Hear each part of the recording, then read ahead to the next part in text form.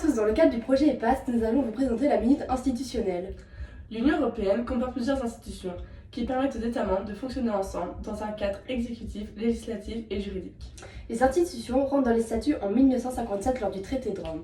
Elles sont au nombre de 3, ce qui leur vaut le nom de triangle institutionnel.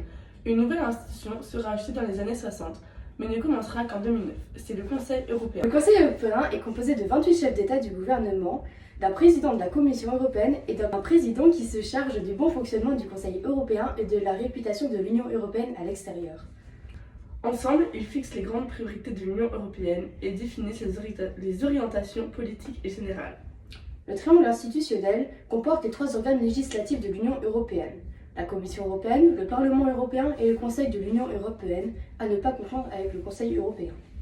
La Commission européenne, au centre des institutions, se compose de 28 commissaires, un par membre. Elle propose le budget, les lois européennes, directives, règlements et décisions. Le Parlement européen, constitué de 751 députés, a pour rôle d'approuver les commissaires européens, d'élire le président de la Commission et a le pouvoir de la censurer. Le Conseil de l'Union européenne rassemble 28 ministres qui votent avec le Parlement européen, le budget et la majorité des lois européennes. Il existe d'autres institutions d'importance dans l'Union européenne. Nous avons la Cour de justice, la Cour des comptes et la Banque centrale européenne. La Cour de justice de l'Union européenne, composée de 28 juges et de 8 avocats généraux, veille au respect du droit européen. La Cour des comptes s'assure du budget et examine la légalité et la régularité des recettes et des dépenses de l'Union européenne. Elle est constituée de 28 membres.